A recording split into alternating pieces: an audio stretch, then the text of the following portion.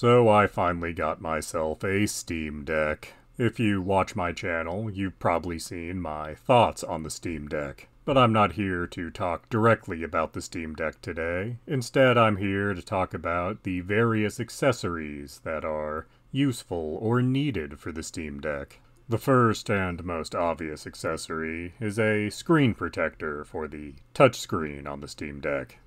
I've heard some people argue it's not really necessary, and if nothing is ever going to come in contact with your screen, maybe it isn't. But as I'm going to be using mine outside of a hermetically sealed environment, I think it is very much a necessity.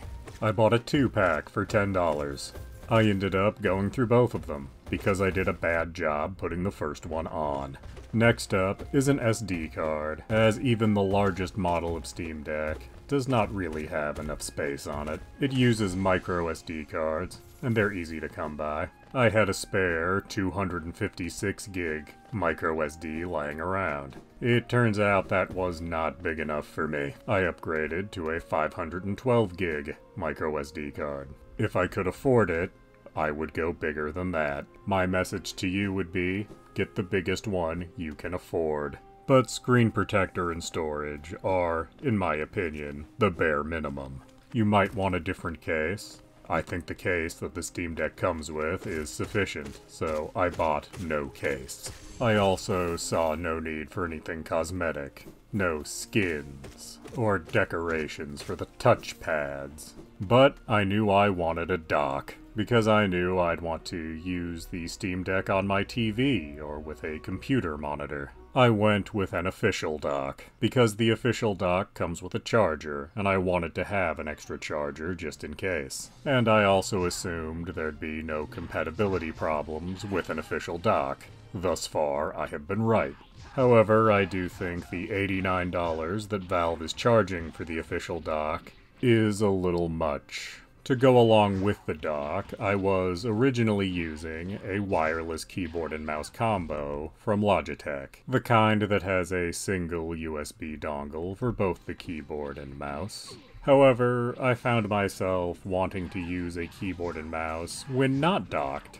That required me to get my hands on a Bluetooth keyboard and a Bluetooth mouse, which, while being more expensive, did free up one of the USB ports on the dock, as I frequently actually set up the Steam Deck on a tabletop with a tiny stand. A stand originally made for the Wii U tablet controller. Oddly, this fits the Steam Deck perfectly. The last accessories that I bought for my Steam Deck were a pair of controllers. One was for more modern style games. The 8BitDo Ultimate 2.4G wireless controller. It uses a USB dongle and can be set to either X input or D input. As this controller requires a USB dongle, I use this only when in docked mode, and that is perfectly acceptable to me, as I'm inclined to play more modern games when I have the Steam Deck docked. The other controller is a Bluetooth controller, and has a layout more suited for retro-style games. The 8BitDo Pro 2 controller. I use this mostly when I set the Steam Deck up in tabletop mode, as I'm laying on my stomach in bed, watching TV and have the deck set up in front of me.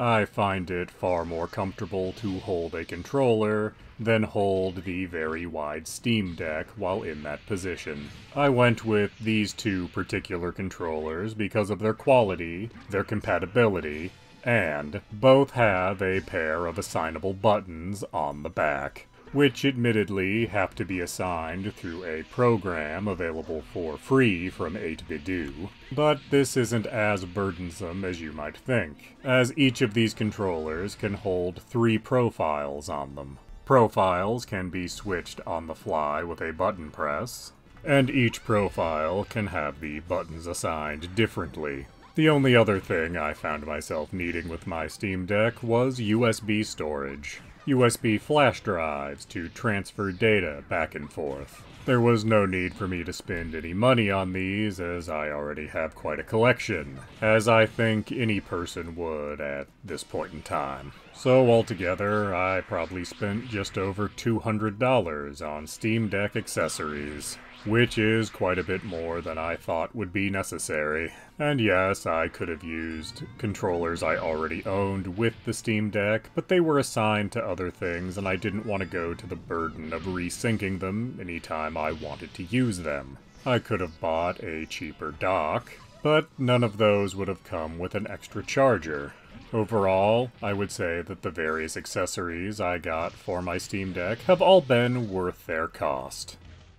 Please do subscribe, comment, like, and tell your friends.